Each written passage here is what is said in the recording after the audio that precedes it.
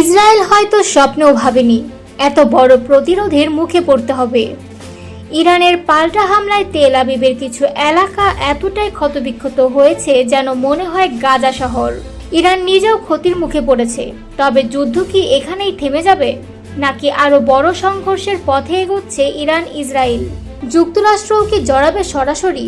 আর শেষ পর্যন্ত কি হার মানবে ইসলামিক রিপাবলিক অব ইরান? বিশ্লেষকরা বলছেন তা একদমই সহজ নয়, কারণ ইরান অজেয় হয়ে আছে অন্তত 7টি কারণে। প্রথমত, ইরানের সবচেয়ে বড় শক্তি সামরিক নয়, ভৌগোলিক। হরমুজ প্রণালী বিশ্বের অন্যতম কৌশলগত সমুদ্রপথ ইরানের নিয়ন্ত্রণে। এখান দিয়েই বহন হয় বিশ্বের 20% তেল। ইরান যদি এই পথ বন্ধ করে দেয়, পুরো বিশ্বের জ্বালানি নিরাপত্তা হুমকিতে পড়ে। দ্বিতীয়ত, 3 মহাদেশের সংযোগস্থলে অবস্থান করা ইরান গত 500 বছর ধরে একই সীমান্ত নিয়ে টিকে থাকা একটি পুরনো রাষ্ট্র। তৃতীয়ত, ইরান বর্তমানে মুসলিম বিশ্বের সবচেয়ে শক্তিশালী ক্ষেপণাস্ত্র ও ড্রোন শক্তির অধিকারী।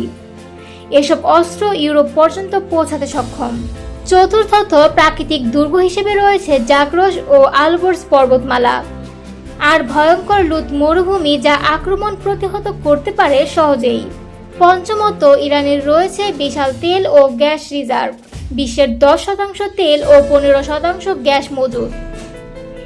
ষষ্ঠত, রাশিয়া ও চীনের মতো পরাশক্তির কূটনৈতিক ও গোয়েন্দা ছায়া পায় ইরান সব সময়।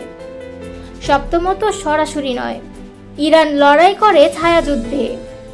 অ্যাক্সিস অফ রেজিস্ট্যান্স গঠন করে বিভিন্ন দেশে প্রক্সি মিলিশিয়ার মাধ্যমে চাপ সৃষ্টি করে ইসরায়েল ও যুক্তরাষ্ট্রের ওপর। হাজার বছরের ইতিহাসে পারস্যের উত্তরসূরি এই দেশ কখনো কারোর সামনে মাথা নত করেনি। ভবিষ্যতেও কি তাই হবে? সেটি এখন সবার প্রশ্ন।